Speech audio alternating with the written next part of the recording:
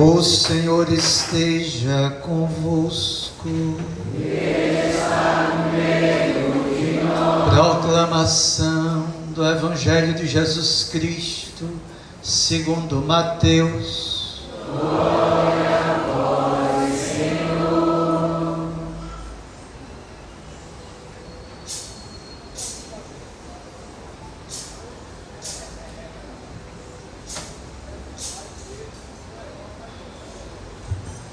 Naquele tempo, vendo Jesus as multidões, subiu ao monte e sentou-se.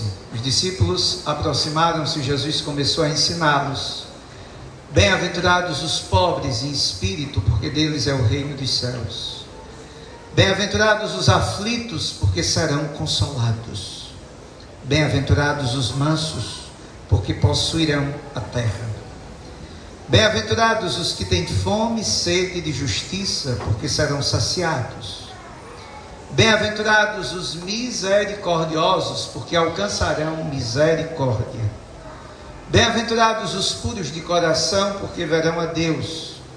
Bem-aventurados os que promovem a paz, porque serão chamados filhos de Deus. Bem-aventurados os que são perseguidos por causa da justiça, porque deles é o reino dos céus. Bem-aventurados sois vós quando vos injuriarem, perseguirem e mentindo, disserem todo tipo de mal contra vós por causa de mim. Alegrai-vos e exultai, porque será grande a vossa recompensa nos céus. Palavra da salvação. Glória a vós, Senhor.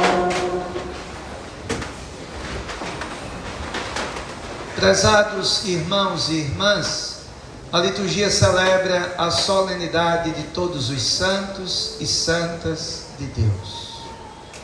Todos sabem que essa solenidade nasce para contemplar os santos que não tiveram a graça de uma canonização ou de uma beatificação para estarem nos altares. A santidade vai além dos altares. E por isso hoje nós celebramos todos os santos e santas. E celebrar os santos é justamente recordar a nossa condição. Celebrar os santos é também recordar o projeto de Deus para cada um de nós. Recordar os santos é pensar que Deus, no seu desígnio de amor, nos escolheu antes da criação do mundo para sermos santos. É uma pena que a gente se comporta muito estranho daquilo que deveria ser a realidade nossa. Mas é bem verdade que a graça de Nosso Senhor, ela nos convida, e todos os anos nesta odierna solenidade nos convoca a reassumirmos a nossa vocação primeira, que é a santidade. Por isso, precisamos olhar a santidade como dom, graça de Deus para os homens. Precisamos olhar a santidade como algo que não é para um grupinho de escolhidos, ou para um guetinho que vive na igreja todo domingo. A santidade é além e muito além de uma alfândega que muitos cristãos têm criado hoje. A alfândegazinha onde estão os bons, os seletos, os melhores, na concepção humana pós-moderna, onde já não existe maldade, só bondade em si mesmo, porque no mundo é um desastre. Então, a santidade vai muito além. E a prova disso é a primeira leitura que acabamos de escutar. O livro do Apocalipse não narra que tem um grupinho que chegou no céu e está lá fazendo festa, porque aqueles conseguiram os méritos para alcançarem a santidade. Não. O livro do Apocalipse é claro E diz: vi uma multidão imensa, de gente de todas as nações, tribos, povos e línguas, e que ninguém podia contar. Uma multidão. E essa multidão está vestida de branco e foram lavados e alvejados no sangue do Cordeiro. Dizer que a santidade é para um grupinho é trair o sacrifício redentor de Cristo, que derramou o sangue dele por todos, pela humanidade, e não só por alguns escolhidos. Se a gente quisesse ser bem pontual na solenidade de hoje, o primeiro santo que nós recordaríamos é o bom ladrão, que foi o primeiro a ter acesso ao céu, o ladrão arrependido. É a partir dele que ali começa uma história de pessoas que podem, pelo mistério redentor de Cristo, entrar no céu, entrar para participar do banquete que Deus preparou para todos nós. Por isso, como vai nos dizer a teologia e vários autores de peso teológico, a santidade não é para heróis, mas para pecadores, homens e mulheres frágeis. E é aqui que a gente encontra o mistério da morte e da ressurreição de Jesus. Por isso, se não é para heróis, basta a gente lembrar de Santo Agostinho, que não tinha nada de herói, era um grande pecador, e ele encontrou o caminho da sua salvação, e se tornou um grande baluarte da igreja. Isso aqui lembrando os inícios do cristianismo. Mas se a gente der um passo para o homem contemporâneo, nós podemos recordar Charles de Foucault, santo recém-canonizado, de peso e magnitude enorme.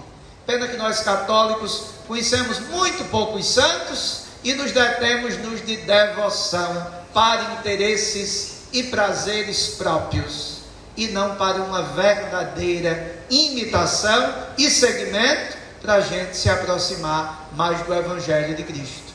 Foucault, século passado, ele também decidiu fazer o quê?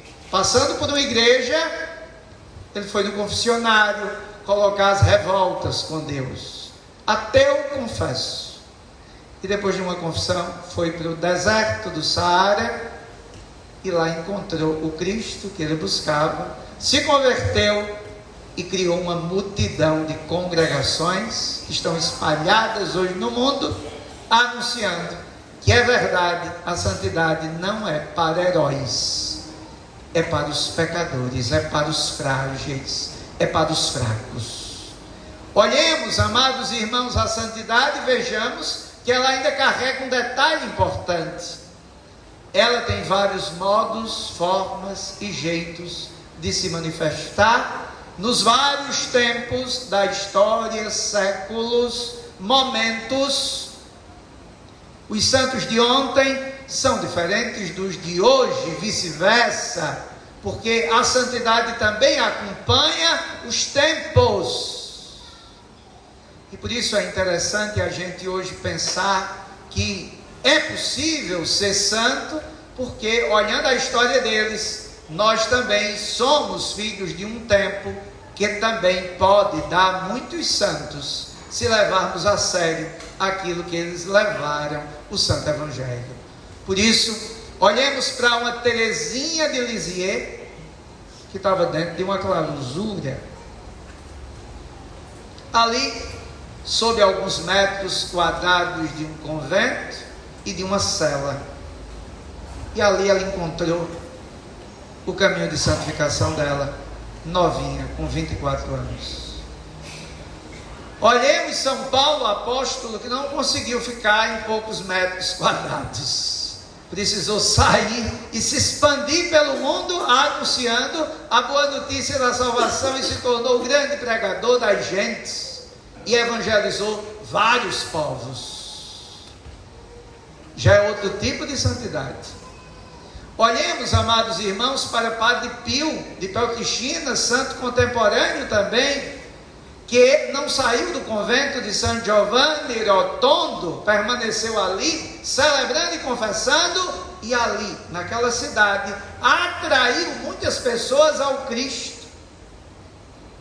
Olhemos São Francisco Savério, que precisou partir para a Ásia, para anunciar o Evangelho, e dar a vida pela salvação da Ásia, mas morre vendo que poucos aderiram àquela salvação de Cristo que ele trazia.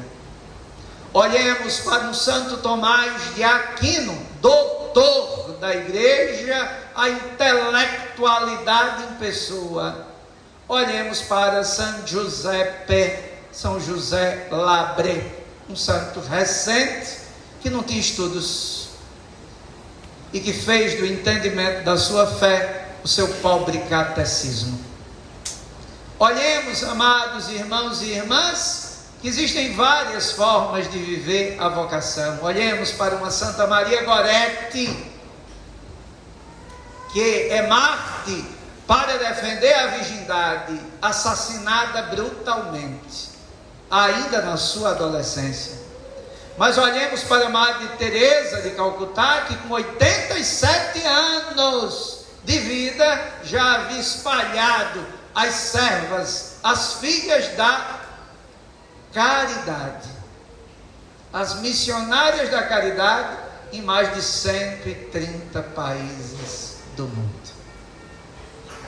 Amados irmãos e irmãs, vejam a beleza.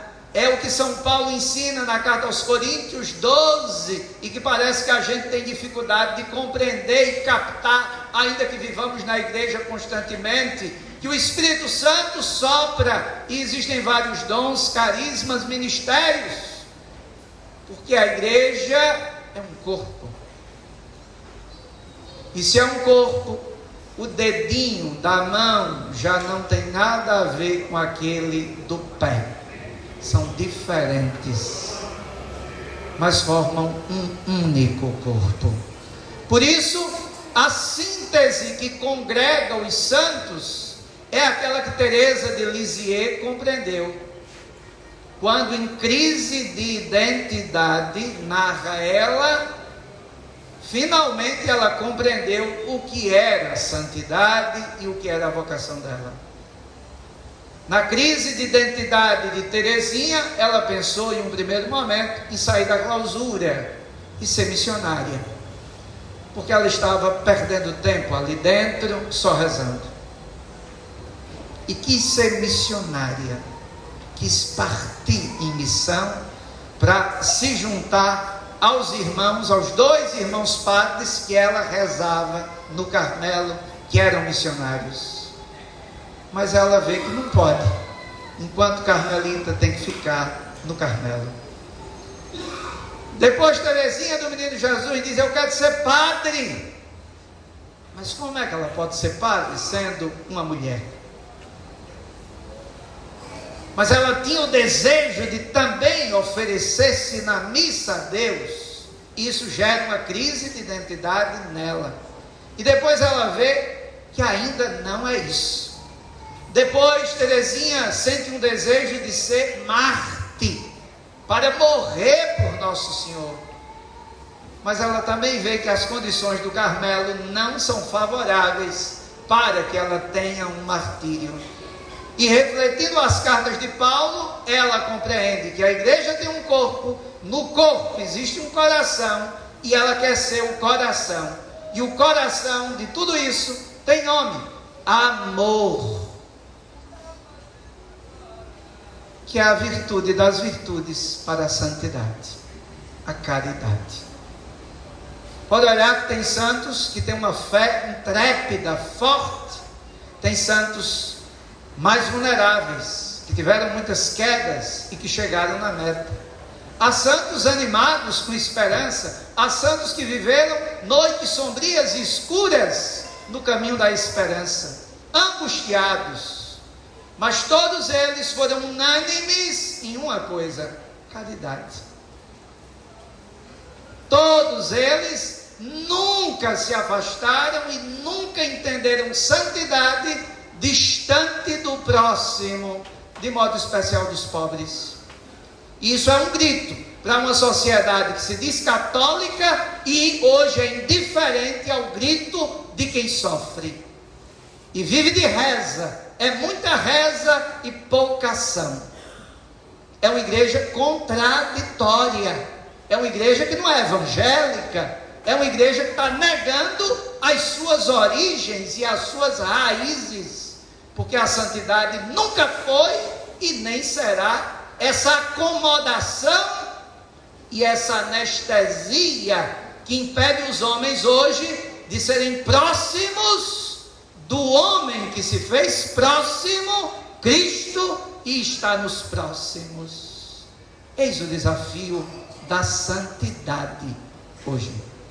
Amados irmãos e irmãs, peçamos a nosso Senhor que nos ajude para que possamos viver uma vida santa.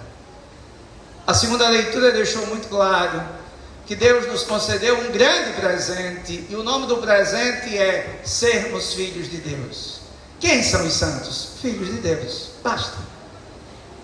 Homens e mulheres que vivem o seu batismo, nas suas várias realidades e condições de vida, mas que compreendem o Evangelho e querem colocá-lo em prática. Peçamos, irmãos e irmãs, nesta Santa Missa, a intercessão dos santos e santas, e peçamos de modo especial aquela que é a rainha de todos os santos, a Virgem Maria, para que ela implante em nossos corações a virtude por excelência, que sem ela não tem caridade perfeita, mas só de aparências e de aplausos, que é a virtude da humildade.